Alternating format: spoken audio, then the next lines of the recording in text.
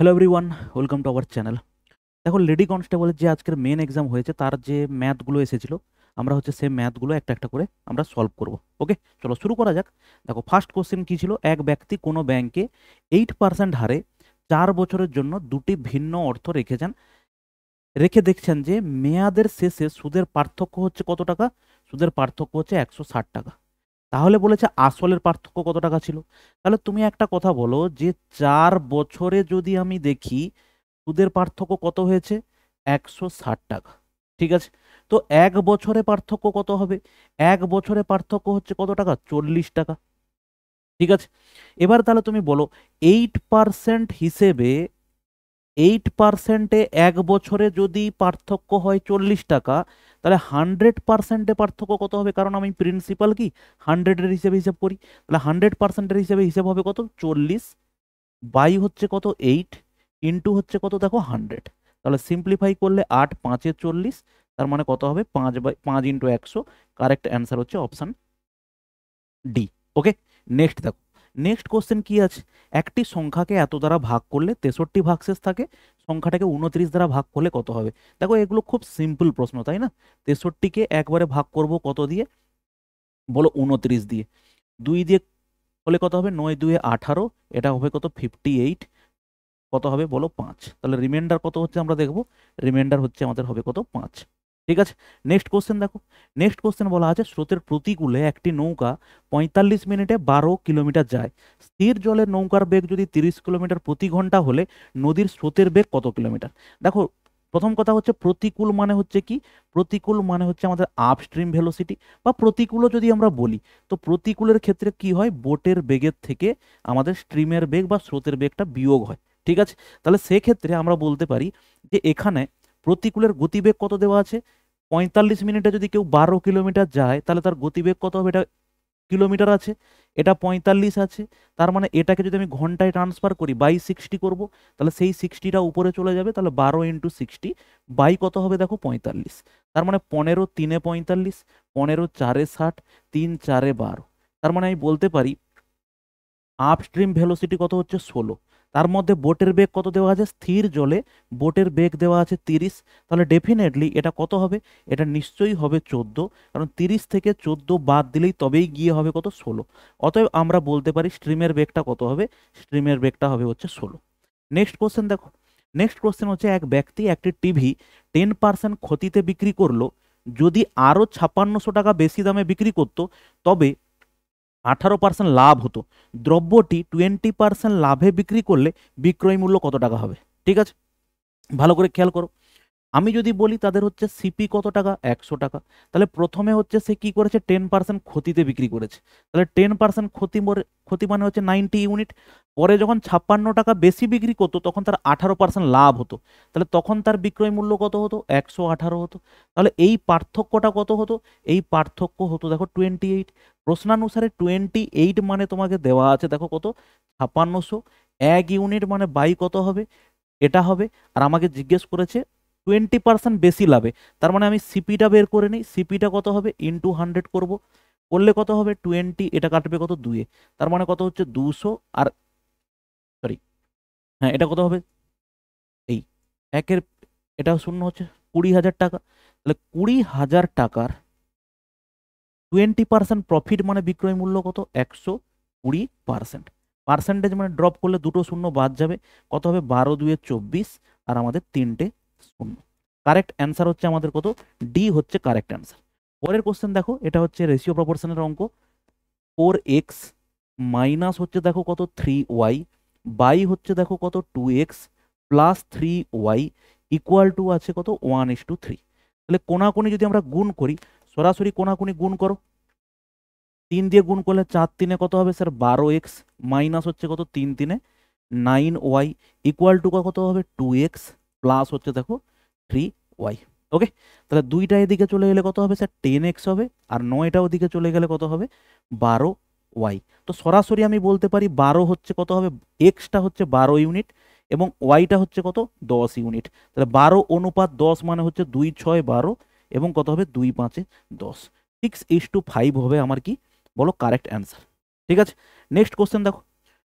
দেখো বলেছে 20 পাতার একটি বইতে একটি পাতা হারিয়ে গেছে, বাকি পাতাগুলোর নম্বরের সমষ্টি হচ্ছে কত, 195। ঠিক আছে, হারিয়ে যাওয়া পাতাটির নম্বরের সংখ্যা দুটি কত? প্রথম কথা হচ্ছে 1 থেকে 20 পর্যন্ত যে পাতাগুলো আছে তাদের যোগফল কত হবে স্যার?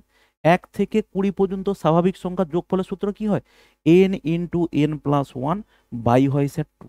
তার মানে এটা কত হবে? 20 ইন্টু 21 বাই হচ্ছে কত, 2 হবে। তার মানে সিম্পলিফাই করলে এটা 10 হবে, এটা কত হবে? 210। এখন যে কটা পাতা আছে তাদের সমষ্টি কত? 195। তার মানে এটা থেকে বিয়োগ করলে কত পাবো আমরা? 5 পাবো। আর এটা কত পাবো? 15।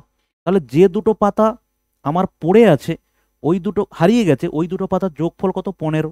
তাহলে আমরা এখানটাতে চেক করব এরকম পাতা হচ্ছে কোথায় আছে যাদের যোগফল 15 হবে। এটা কত? 19 হবে না, 8 7 15, একমাত্র এটাই হবে। দেখো এগুলো কোনোটাই হবে না। ওকে, চলো নেক্সট কোশ্চেন দেখি। বলেছে একটি ভাগ অঙ্কের ভাগফল ভাগশেষের 5 গুণ এবং ভাজক ভাগশেষের 9 গুণ এবং ভাজক 135 হলে ভাজ্য কত? ঠিক আছে স্যার, তাহলে একটা জিনিস দেখো, আমরা এটা কি জানি? এটা জানি আমরা, এটাকে আমরা বলছি কি বলো? ভাজ্য। এটাকে বলছি আমরা কি? ভাজক। এটাকে আমরা বলছি কি? ভাজক। এবং এটা বলছি কি? ভাগ, স্যার ভাগফল। ওকে, এবং এটাকে আমরা বলছি কি? ভাগশেষ। জাস্ট আমি শেষ লিখলাম। দেখো এবারে তোমাকে একটা একটা পয়েন্ট কি বলেছে ভালো করে দেখো। বলেছে এখানটাতে কি বলা হয়েছে? একটি ভাগ অঙ্কে ভাগফল ভাগশেষের 5 গুণ। ভাগফলটা ভাগশেষের কত গুণ বলা আছে স্যার? ভাগশেষের 5 গুণ বলা আছে। ঠিক আছে, ভাগশেষের 5 গুণ। এবং ভাজক ভাগশেষের 9 গুণ। এটা এর বলা আছে কত গুণ স্যার? 9 গুণ। ঠিক আছে, তাহলে তুমি একটা জিনিস খেয়াল করো, এখানে কি বলা আছে? ভাজক হচ্ছে 135, তাহলে এটা যদি 135 হয়, এর 9 গুণ 135, তার মানে এটা কত হবে? এর 9 ভাগ, তার মানে এটা কত হবে? 15। এটা যদি 15 হয় তাহলে এটা কত হবে? এটা হচ্ছে এর 5 গুণ, তার মানে হচ্ছে দেখো 75। এই হচ্ছে আমরা প্রত্যেকটা জিনিস পেয়ে গেলাম। এবারে আমাদের এখানে যেটা জানার দরকার, একটা সূত্র আছে যে ভাজ্য সমান, আমরা এটা কি পাই? ভাজ্য সমান, ভাজ্য সমান ডিভিডেন্ড ইকুয়াল টু, ভাজ্য সমান ভাজক, ভাজক ইন্টু ভাগফল যুক্ত ভাগশেষ, যুক্ত হচ্ছে কি বলো? ভাগশেষ। ভাজ্য সমান ভাজক গুণিতক ভাগফল যুক্ত ভাগশেষ। তাহলে সেখান থেকে আমরা যেটা যে জিনিসটা পাই সেটা কি? সেটা কি পাই? দেখো এটা সমান হচ্ছে, আমরা একটা জিনিস পাই এখানে, ভাজ্য সমান ভাজক। ভাজক কত আছে? ভাজক আছে দেখো 135। ঠিক আছে স্যার, 135। এবারে 135 ইন্টু, ইন্টু কি পাচ্ছি? ভাজ্য গুণিতক ভাগফল ইন্টু দেখো কত? 75।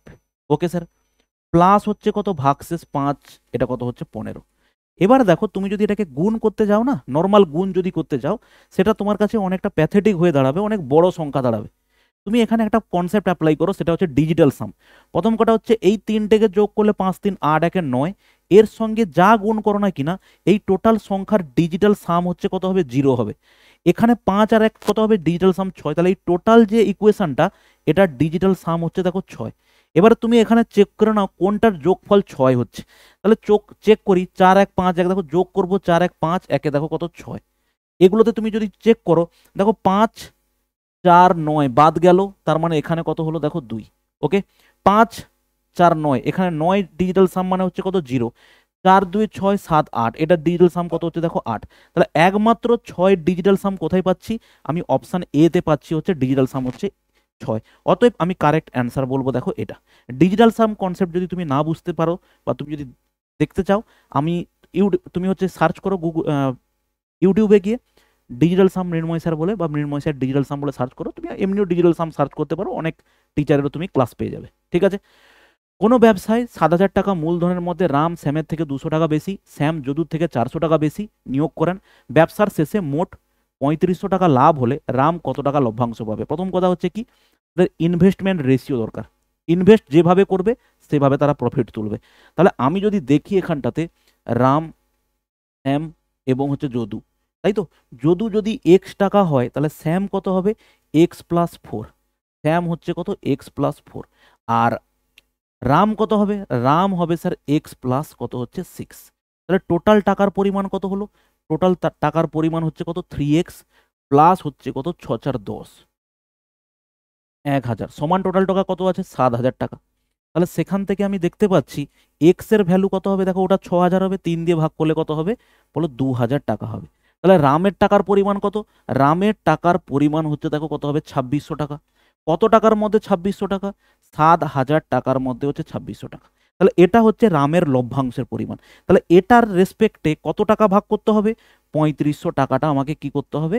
3500 টাকা ভাগ করতে হবে। এবারে তুমি এটাকে সিম্পলিফাই করো। সিম্পলিফাই করলে কি হবে? দুটো শূন্য বাদ দাও, 35 2 এ 70 হবে, 2 এ কাটলে দেখো কত হবে? 2 1300। কারেক্ট অ্যান্সার হচ্ছে আমাদের কোনটা? এ হচ্ছে কারেক্ট অ্যান্সার। নেক্সট দেখো, কোশ্চেন নাম্বার আমাদের কি আছে? এবারে কোশ্চেন নাম্বার 9। এক ব্যক্তি 120 কিমি দূরত্ব 20 ঘন্টায় অতিক্রম করে। সে সম্পূর্ণ পথের অর্ধাংশ 3/5 অংশ সময়ে অতিক্রম করে থাকলে বাকি অংশের ক্ষেত্রে তার গতিবেগ কত হবে? দেখো প্রথম কথা হচ্ছে 120-র মধ্যে উনি হচ্ছেন প্রথম হাফটা কি করেছেন?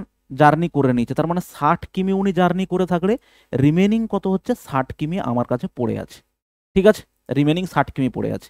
এরপরে আমি দেখতে পাচ্ছি 20 ঘন্টায় প্রথমে সে জার্নি করার কথা ছিল পুরোটা, কিন্তু সে কি করেছে? তার 3/5 সময়ে জার্নি করে নিয়েছে। তাহলে 3/5 সময় মানে 5 4 20, তার মানে অলরেডি সে হচ্ছে 12 ঘন্টা জার্নি করে নিয়েছে। তার মানে সেখান থেকে রিমেনিং রাস্তাটা তাকে 8 ঘন্টায় জার্নি কমপ্লিট করতে হবে। তাহলে সেক্ষেত্রে তার গতিবেগ কত হবে? গতিবেগ হচ্ছে স্যার ডিস্টেন্স বাই হচ্ছে কি? তার টাইম। 4 2 8, 4 15, দেখো 15/2 মানে হচ্ছে 7.5। নেক্সট দেখো, পরপর দুটি অখণ্ড সংখ্যার বর্গের পার্থক্য 37 হলে বৃহত্তম সংখ্যাটি কত? প্রথম কথা হচ্ছে এটা যদি আমি বৃহত্তম বলি তার মানে এটা কত হবে? 17 স্কোয়ার মাইনাস দেখো কত? 16 স্কোয়ার হতে হবে। কত হবে? বলো 37 হতে হবে। 20 যদি হয় দেখো 20 স্কোয়ার মাইনাস হচ্ছে দেখো কত? 19-এর স্কোয়ার। তার মানে সেটা কত হতে হবে? বলো 37 হতে হবে। 18 স্কোয়ার মাইনাস দেখো কত? 19-এর স্কোয়ার। তাহলে সেটা কত হবে? বলো 37 হতে হবে। আর এটা কত আছে? 19-এর স্কোয়ার মাইনাস হচ্ছে দেখো কত? 18 স্কোয়ার। তার মানে সেটা কত হবে? দেখো 37 হতে হবে। তুমি যদি এইটাকে বড় প্রসেসে নিয়ে যাও তাহলে সংখ্যাটা কিন্তু অনেক বড় হবে। পরপর দুটি অখণ্ড সংখ্যার বর্গের পার্থক্য, স্যার একটা এক্স হলে তার থেকে বড় সংখ্যাটা কত হবে? X plus one. তাদের হচ্ছে বর্গের পার্থক্য তুমি বলতে পারো এক্স প্লাস ওয়ানের হোল স্কোয়ার মাইনাস এক্স এর হোল স্কোয়ার সমান কত হচ্ছে? দেখো 37। A square minus b square মানে কত হবে? A plus b 2x plus one into হচ্ছে এ মাইনাস বি, তার মানে এটা কত হবে? দেখো 37 হবে। তাহলে ওয়ান ওদিকে গেলে 36, অতএব 2x ইকুয়াল টু হচ্ছে কত হবে? 36। অতএব এক্স ইকুয়াল টু কত হবে? 18 হবে। এক্স যদি 18 হয় তার মানে এটা কত হবে স্যার? 19 হবে। কারেক্ট অ্যান্সার আমি দেখতে পাচ্ছি বড় সংখ্যাটা কত? 19। এবারে তুমি এটা আমি তোমাকে ডেসক্রিপটিভ বললাম, তুমি এখান থেকে কি করতে পারো? এদের স্কোয়ারগুলোর হিসেব করে নিতে পারো। 17 স্কোয়ার 289, 20 স্কোয়ার কত হবে? 400। ওকে, 19-এর স্কোয়ার হচ্ছে কত? 361। এইভাবে হচ্ছে তুমি পরপর এগুলোর ভ্যালু বসিয়ে তুমি দেখে নিতে পারো। ওকে, চলো নেক্সট কোশ্চেন দেখে নিই আমরা। কোশ্চেন নাম্বার 11 কি আছে? একটি আয়তক্ষেত্রের পরিসীমা 160 মিটার, দৈর্ঘ্য 10 মিটার কমালে এবং প্রস্থ 10 মিটার বাড়ালে এটি একটি বর্গক্ষেত্রে পরিণত হয়। আয়তক্ষেত্রটির ক্ষেত্রফল কত বর্গ মিটার? ঠিক আছে, তাহলে একটা জিনিস খেয়াল করো, এটা যদি আমাদের একটা আয়তক্ষেত্র থেকে থাকে, এটা হচ্ছে আমাদের যদি একটা আয়তক্ষেত্র থেকে থাকে, তার যদি একটা দৈর্ঘ্য কত হয়? এক্স হয়, প্রস্থ ওয়াই হয়, তাহলে এখানে বলেছে দৈর্ঘ্যের সঙ্গে কিছু একটা যোগ করে দিলে, যেটা যোগ হবে তার থেকে ততটাই বাদ দিলে একটা বর্গক্ষেত্র তৈরি হবে। ঠিক আছে, 10 মিটার কমালে এবং 10 মিটার বাড়ালে বলেছে। তাহলে একটা জিনিস আমরা এখানে অ্যাপ্লাই করতে পারি। তো এর পরিসীমা কত হয় স্যার? এর পরিসীমা হয় 2 into X plus Y. 2 into X plus Y মানে আমাকে দেওয়া আছে কত? বলো 160, তাই তো? তাহলে সেখান থেকে আমি বলতে পারি X plus Y equal to কত হবে? 80 হবে এক্স প্লাস ওয়াই। তাহলে এক্স প্লাস ওয়াই যদি স্যার 80 হয় তাহলে সেখান থেকে আমি দেখতে পাই যে এক্স এর ভ্যালুটা যদি আমি ভেবে নেই 40 এবং 40, কিন্তু এখানে 40 40 তো নেই।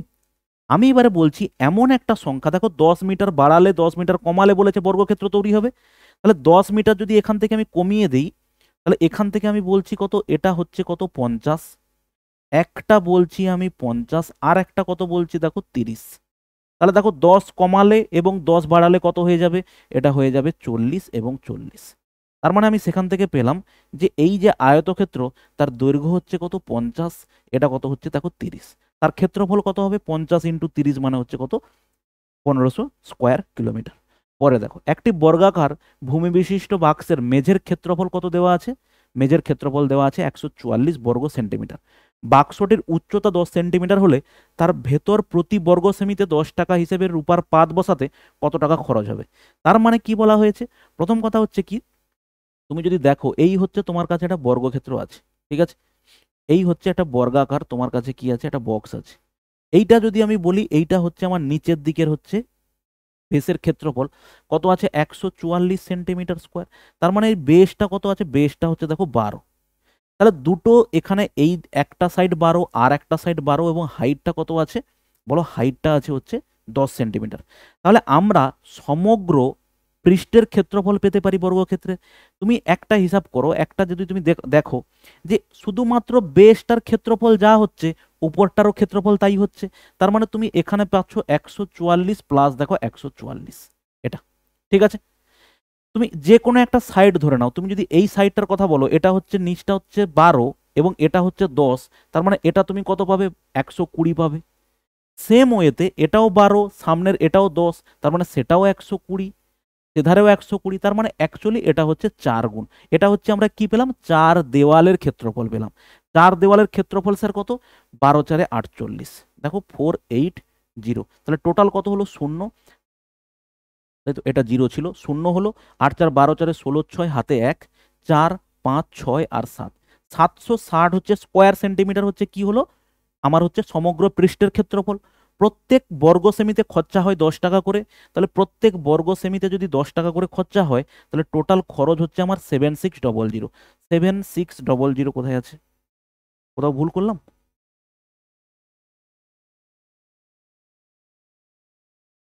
4 4 8 16, 7680 না, কোথাও একটা ভুল করেছি মেবি, 12 4 48, আর এটা হচ্ছে কত 28, 7680, তাই তো।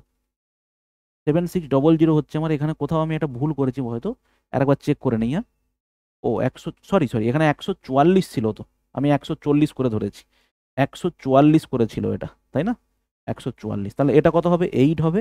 আর এই দিকটা কত হচ্ছে 8 4 12 4 16 6, এটা হচ্ছে দেখো 7680 হচ্ছে আমাদের correct answer.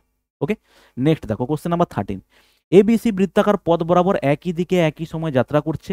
A B O C যথাক্রমে 252 সেকেন্ড, 308 সেকেন্ড এবং 198 সেকেন্ডে এক পাক ঘোরে।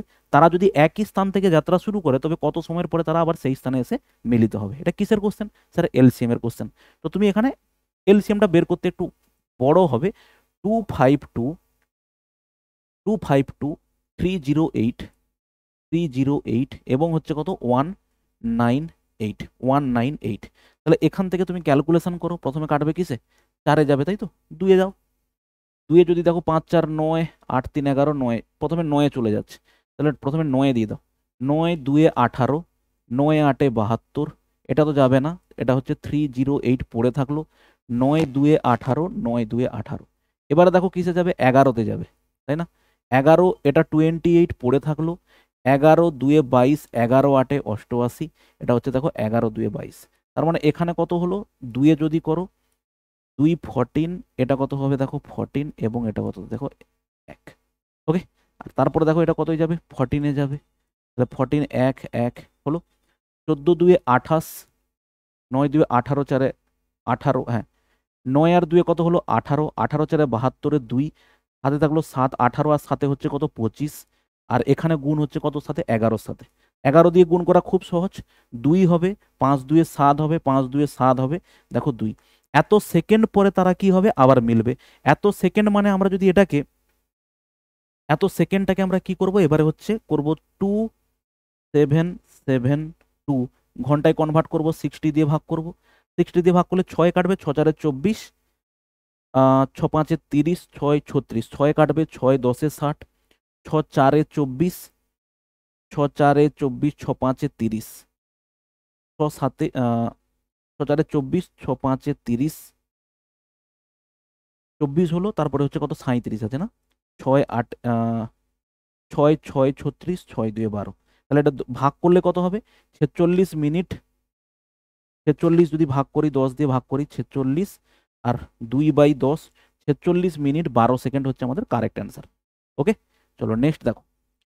এক ব্যক্তি 18 কিলোমিটার পার ঘন্টা বেগে ঘোড়ায় চড়ে প্রতি 7 কিমি পর পর সে ঘোড়া পরিবর্তন করার জন্য 6 মিনিট থামে, তাহলে সে 90 কিমি পথ অতিক্রম করতে কতক্ষণে যাবে? প্রথম কথা হচ্ছে 90, প্রথম কথা হচ্ছে সে যদি চেঞ্জ না করতো তাহলে তার সময় লাগতো কত, ডিস্টেন্স বাই স্পিড কত হলো 18, তাহলে সেক্ষেত্রে তার সময় লাগলো কত, 5 ঘন্টা সময় লাগলো। এটা গেল। এবারে বলেছে প্রত্যেক 7 কিমি অন্তর, তাহলে তাহলে সে 90 কিলোমিটারের মধ্যে সে কতবার থামবে? দেখো 13তে তো যাবে না, লাস্ট হচ্ছে 12 বার সে থামার কথা।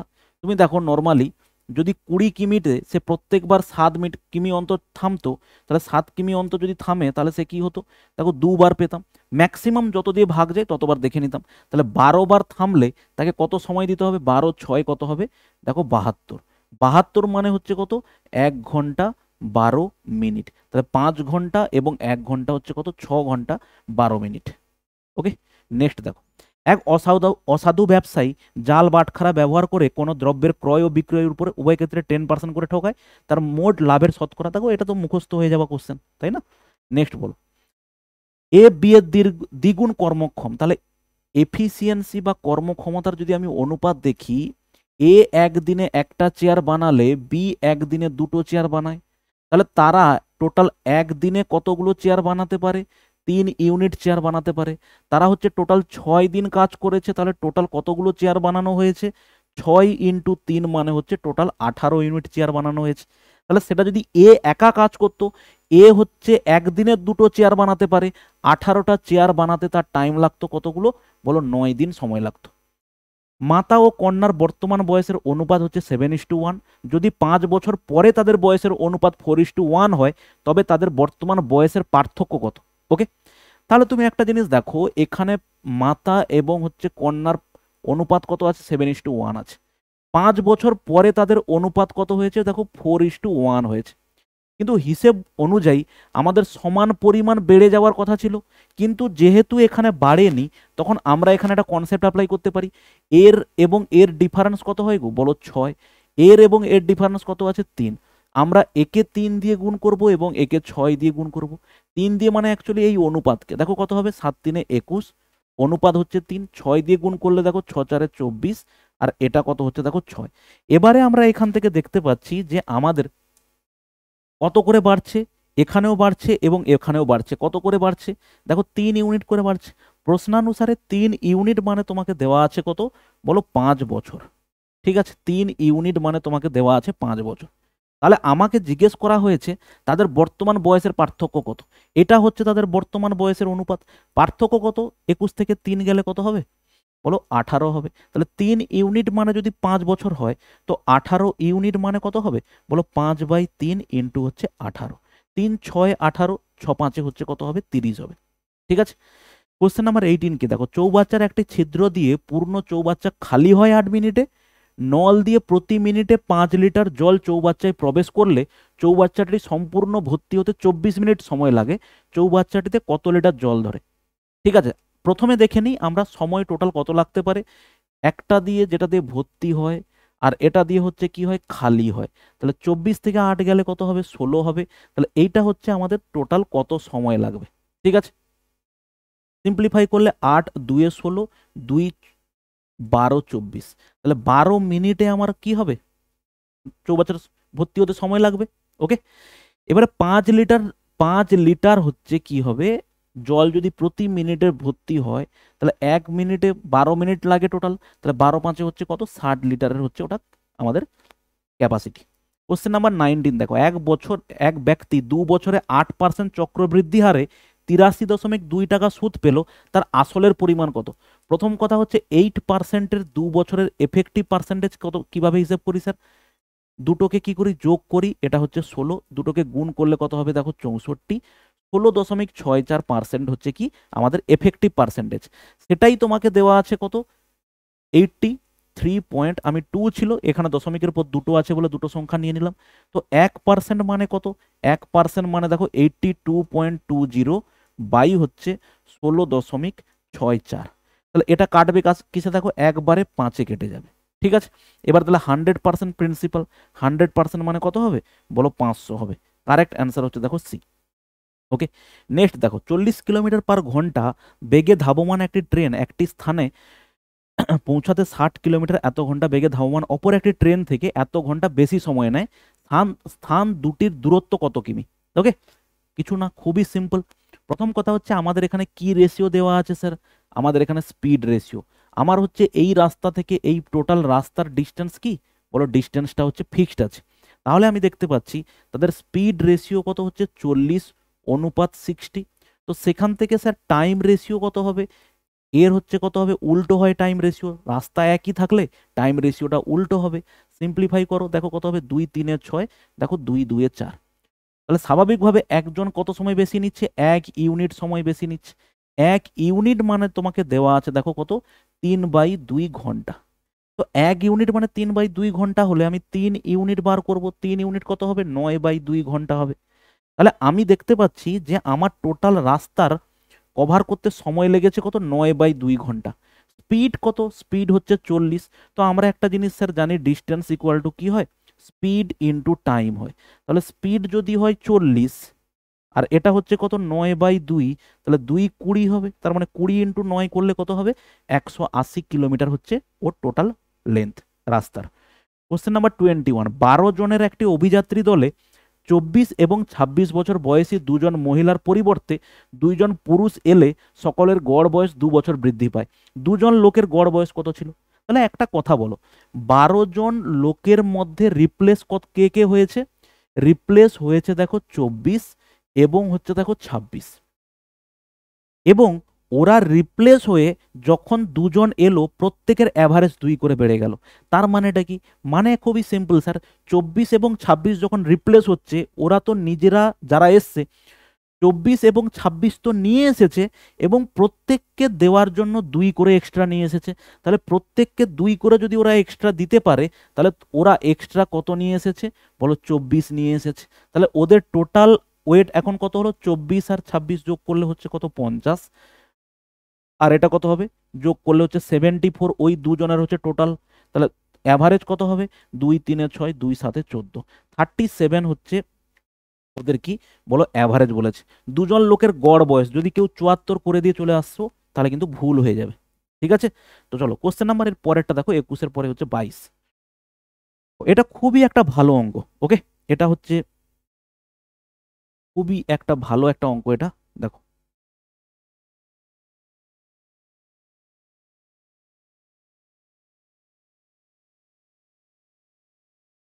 দেখো এইটার একটা সূত্র আছে, কোনটার স্যার, শুধুমাত্র এইটুকু পোর্শনের একটা সূত্র আছে, সেটা হচ্ছে যে x³ y³ + z³ -3xyz equal to কত হয়, দেখো x + y + z ইন্টু এটা কত হয়, x² + y² + z² -xy -yz দেখো zx। ওকে, এটা একটা অ্যালজেব্রার প্রশ্ন, এটা একটা সূত্র আছে। তো এখান থেকে আমাদের একটা জিনিস খেয়াল করো, আমাদের এইটার ভ্যালু কিন্তু দেওয়া আছে, কোনটার ভ্যালু, এইটার ভ্যালু দেওয়া আছে, এটার ভ্যালুও দেওয়া আছে, কিন্তু এইটুকু পোর্শনের ভ্যালু দেওয়া নেই। সেটা তোমাকে আর একটা জায়গা থেকে ফাইন্ড করতে হবে। কিরকম, ভালো করে খেয়াল করো, এক্স এর আমরা যদি দেখি X plus Y plus Z, তার হচ্ছে দেখো হোল স্কোয়ার। ওকে, তার হোল স্কোয়ার মানে কত হবে, এদিকে 9 আছে, তার মানে 9-এর হোল স্কোয়ার মানে এদিকে 81 হবে। এটার হোল স্কোয়ারের ভ্যালু কত হয় স্যার, এক্স-এর square plus Y square plus হচ্ছে জেড স্কোয়ার প্লাস হচ্ছে দেখো এক্স ওয়াই প্লাস হচ্ছে ওয়াই জেড প্লাস হচ্ছে দেখো জেড এক্স সমান কত দেওয়া আছে, 81। তাহলে এই তিনটের ভ্যালু দেওয়া আছে কত, X square plus Y square Z স্কোয়ারের ভ্যালু দেওয়া আছে দেখো 31। আর এদিকের দেখো ভ্যালু কত দেওয়া আছে, X Y Y Z plus হচ্ছে জেড এক্স ইকুয়াল টু কত হচ্ছে 81। অতএব সেখান থেকে আমি একবারে পাচ্ছি X Y Y Z plus হচ্ছে জেড এক্স, তার ভ্যালুটা আমরা পাচ্ছি কত বলো 50, তার ভ্যালুটা আমরা পাচ্ছি দেখো 50। ঠিক আছে, ওটা যদি আমরা 50 পাই তাহলে এখানে আমরা 50 বসিয়ে দিতে পারি। তাহলে এখানে দেখো কত পাচ্ছি 9, এই ভ্যালুটা কত আছে, এই ভ্যালুটা দেওয়া আছে কত 31 দেওয়া আছে। ওকে, কোথাও ভুল করলাম? অবশ্যই ভুল করেছি স্যার, কোথায় ভুল করেছি?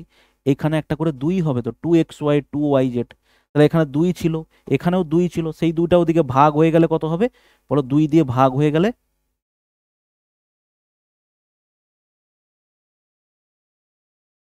2টা দিয়ে এদিকে ভাগ হয়ে গেলে কত হবে? এই ভ্যালুটার ভ্যালু কত হবে? 25 হবে। এটার ভ্যালু কত হবে বলো? 25। তাহলে এখানে কত হবে? 31 মাইনাস 25 হবে। তার মানে সেখান থেকে পাচ্ছ দেখো 9 ইন্টু কত হবে? এটা 6, 9 6 কত হবে বলো? 54। কারেক্ট অ্যান্সার হচ্ছে দেখো এ। নেক্সট দেখো, কোনো পরীক্ষায় পরীক্ষার্থীদের 85% ইংরাজিতে, 80% অঙ্কে পাস করেছে, যদি 10% উভয় বিষয়ে ফেল করে তবে শতকরা কতজন উভয় বিষয়ে পাস করেছে?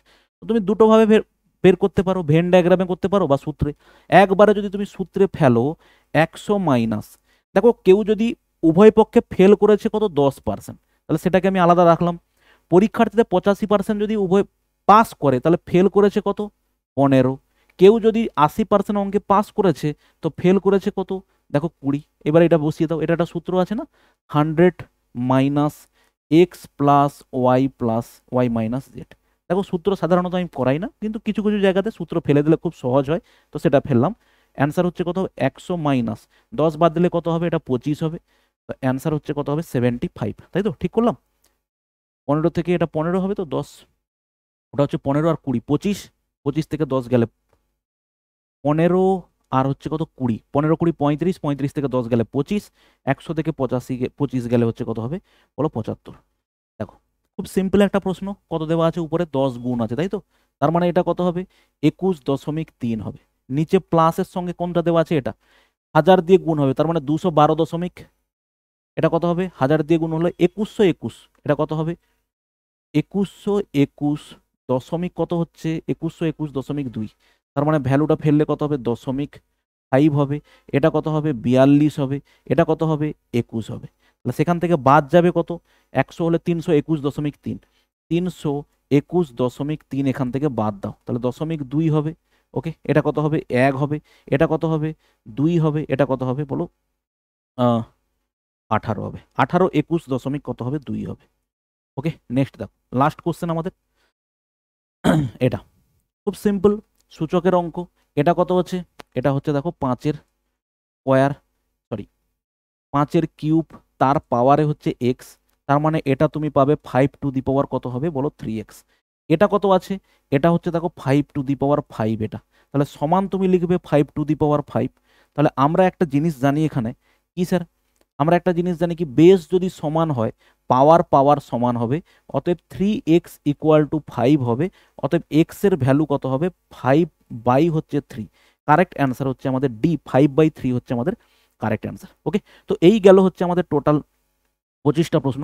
আশা করি তোমাদের প্রত্যেকটা প্রশ্ন তুমি ক্লিয়ার করতে পারবে, এবং অবশ্যই তুমি টেলিগ্রামে জয়েন করো, ওখানে আমাদের ক্লাসের পিডিএফ গুলো আমরা ওখানে শেয়ার করে থাকি। ওকে, চলো ভালো থাকবে, নেক্সট কোনো ক্লাসে দেখা হচ্ছে, বাই।